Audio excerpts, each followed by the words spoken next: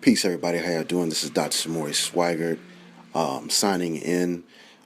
Please forgive me. My voice sounds like this. I'm battling a cold, but it doesn't stop the message.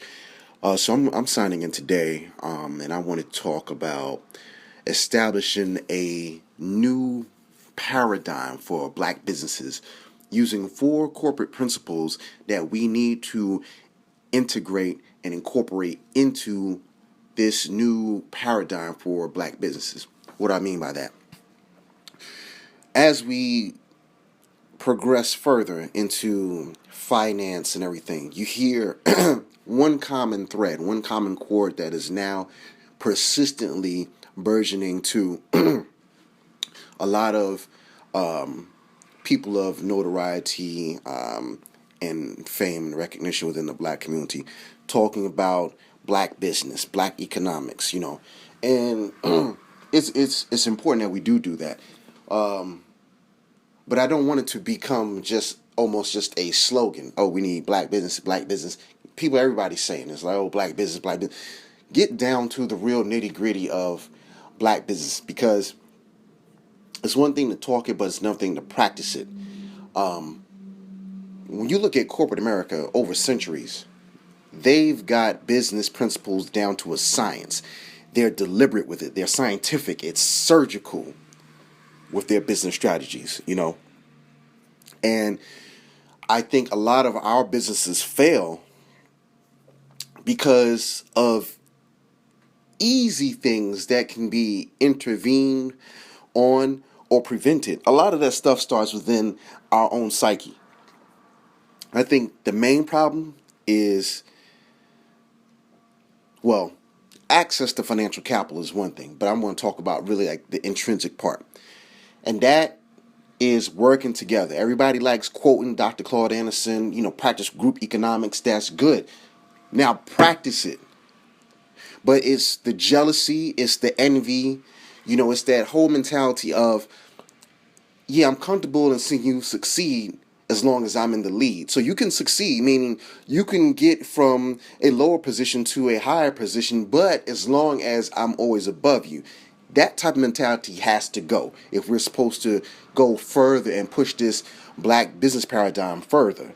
It's the selfishness. It's the shine. I have to showcase. I got to be in the spotlight. I need the limelight. I got to be the star. I'm the only one. Everybody wants to be that exclusive hero. They want to be the Godhead.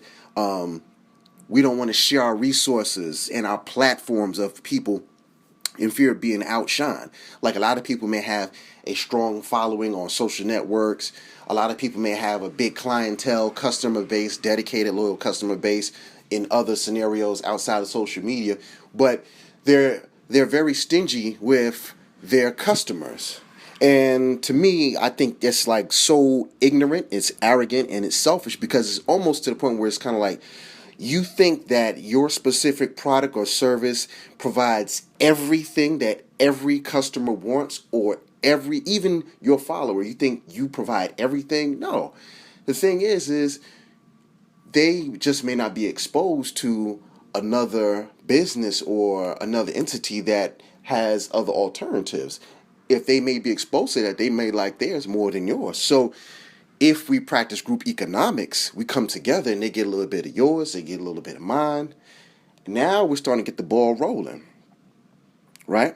Now, here's the 4 things that I think we need to practice that they practice in corporate America. And that's mergers, number 1, endorsements, number 2, sponsorship, number 3, and partnerships, number 4. Let me say it again. Number 1, mergers. Number 2, endorsements. Number 3, sponsorships. And number 4, partnerships. Now, all 4 of those factors have different behavioral patterns, different responsibilities that are entailed to that. And we have to dig deep in that to understand. And when I get to the end of this, I'm going to try and make it brief. I'm going to give you some examples, some hard-hitting factual examples, straight. If you were to go to the Financial Times or go to the Wall Street Journal, you will see that these are real, concrete examples, so you can be like, okay, man, I see what he's saying now. Let's really do this group economics. Let's really, quote unquote, be about that life. that Dr. Claude Anderson is talking about, not just throwing around the term black businesses willy-nilly. So, mergers, number one. Mergers is simply just the combining, the coalescing, the consolidation of ownership of companies in a specific sector, and that's to boost profits, reduce the risk on one company. So if we combine, then I'm not just taking on all the risks. You share the risk, but we also have the opportunity to boost profits together, cut costs, and become stronger competitors in the global market.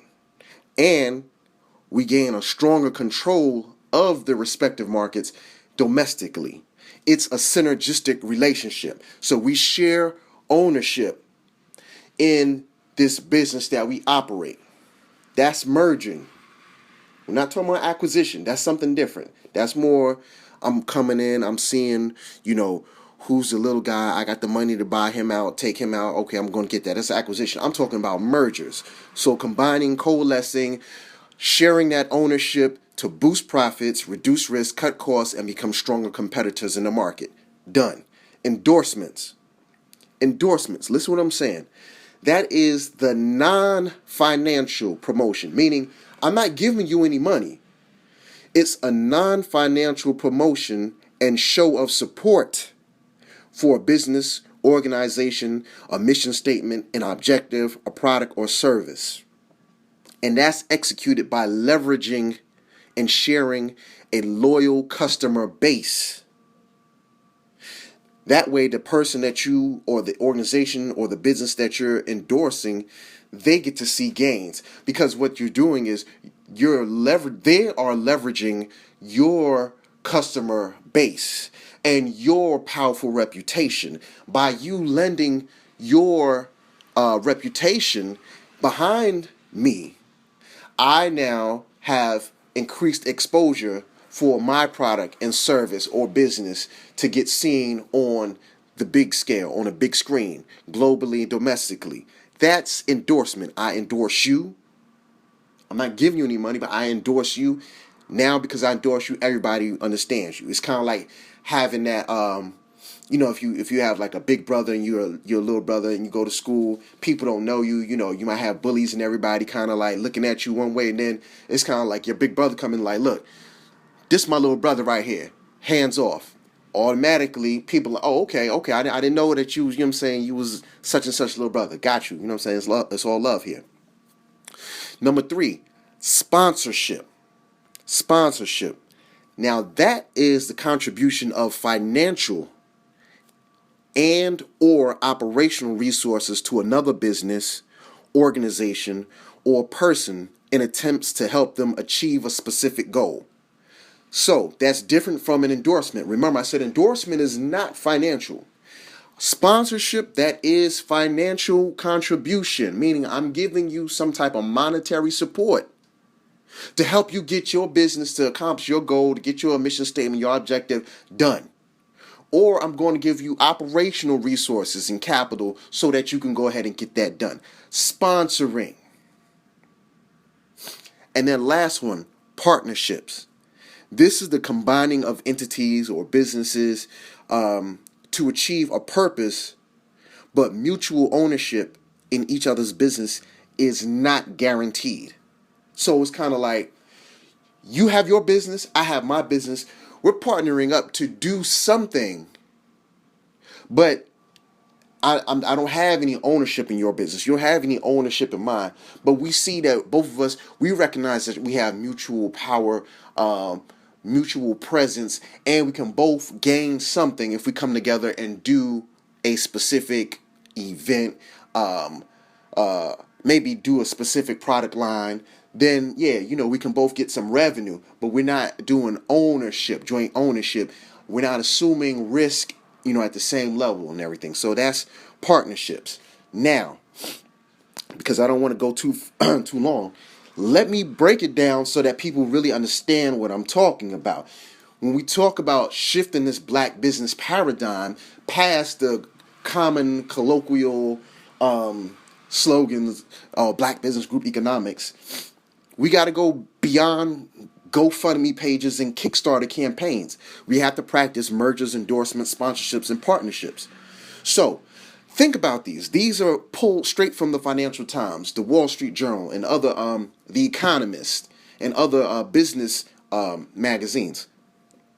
Think about this. Number one, you have Pfizer and Allergen. These were mergers by two big pharmaceutical companies. So what does that do? That means they are now cornering the pharmaceutical market, and they are making more profits, cutting costs by being more synergistic, by coming together. That's Pfizer and Allergen. And this is happening in the pharmaceutical market almost every other season, it seems like. Number two, we have Dow and DuPont.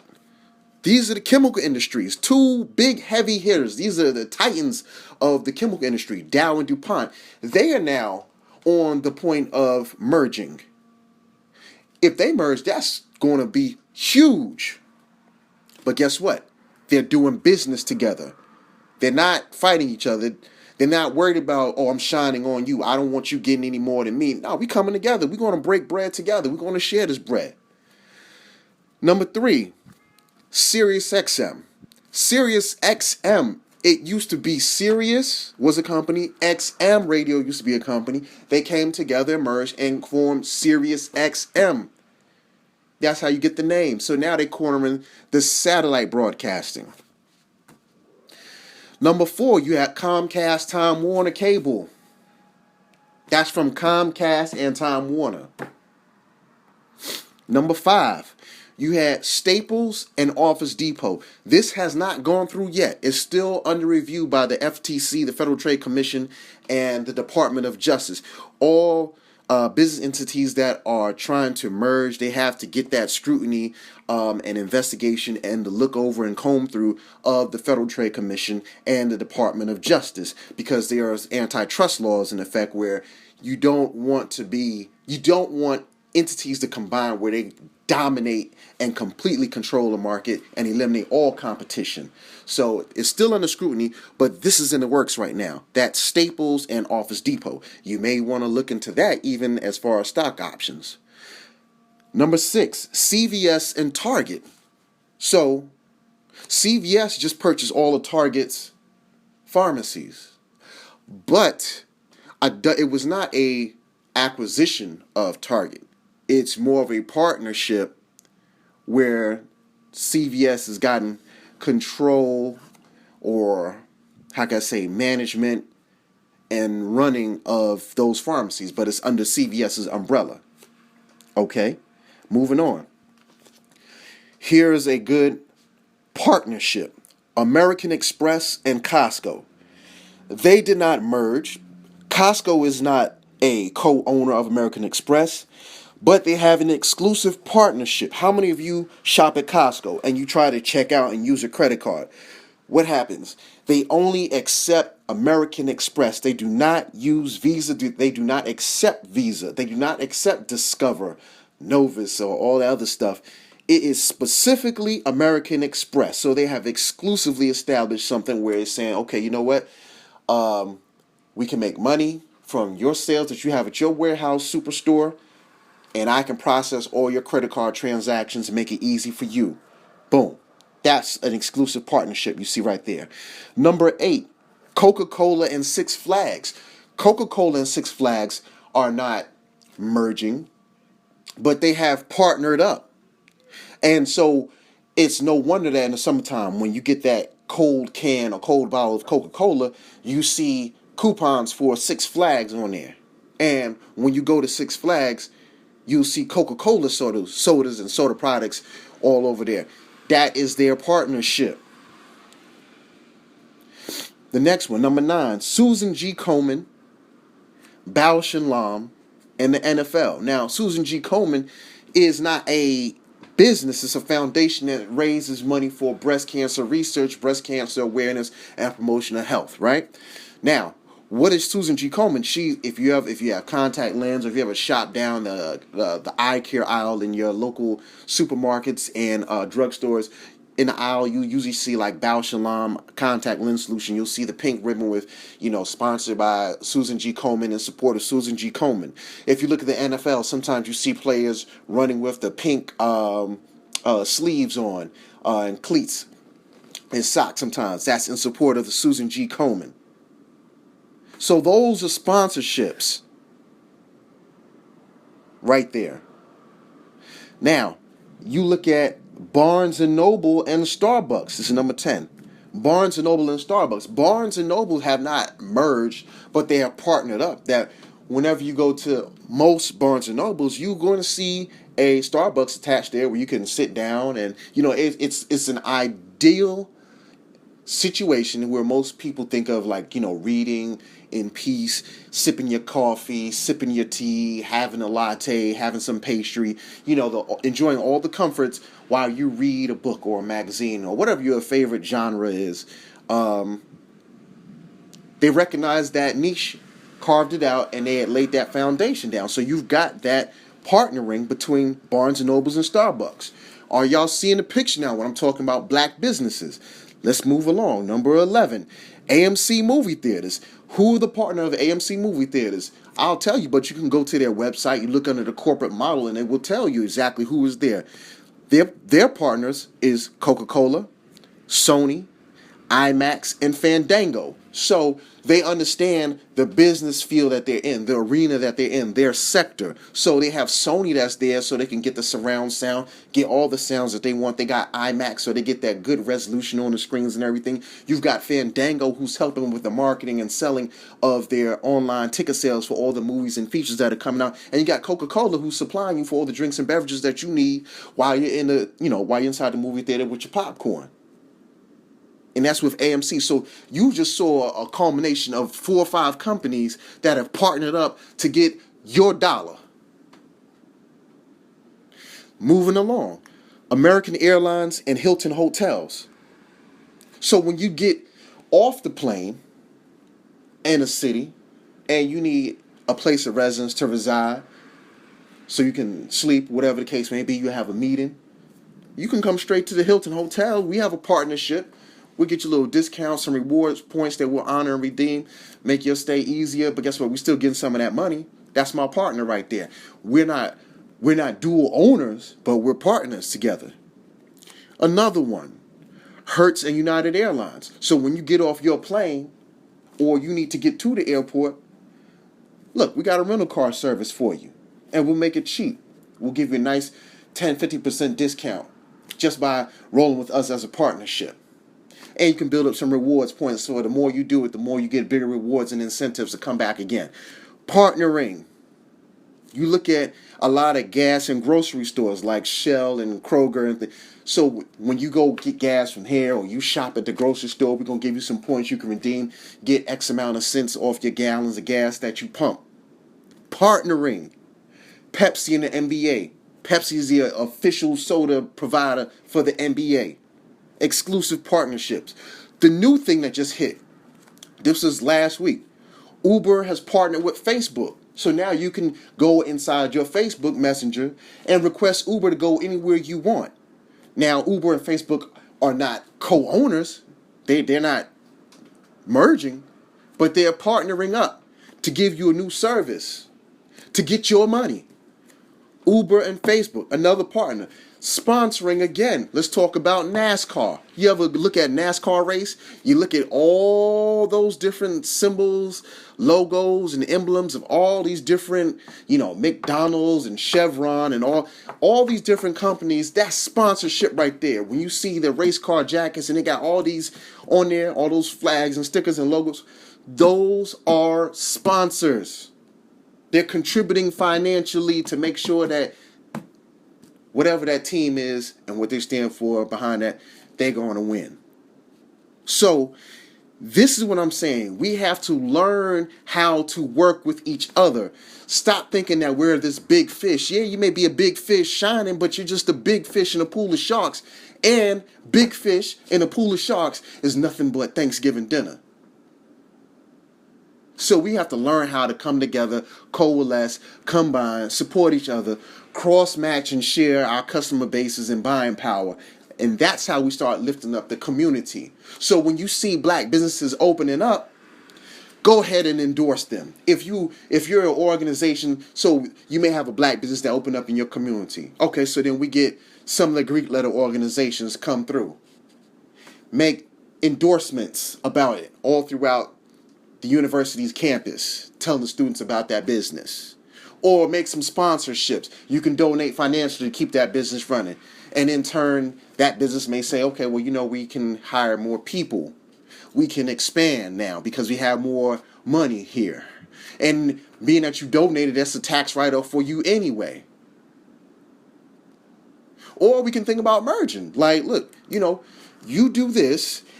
What I do is similar. We have a similar service or a similar product. Why don't we just combine? And now I don't have to spend as much because we can share in bulk expenses what it costs to do a similar product. We just tweak it, make a new innovative, creative approach to our product. We got a new product with all the different, niceties and accoutrements and, all different various features. We upgrade it.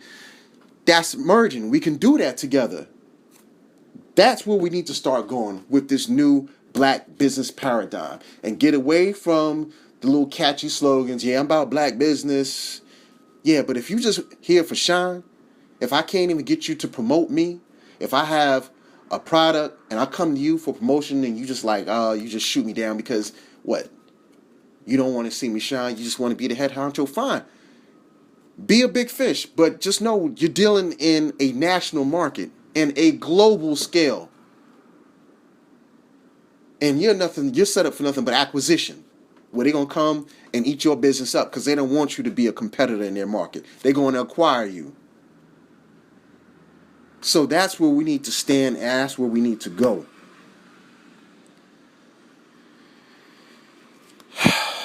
All right, I'm done.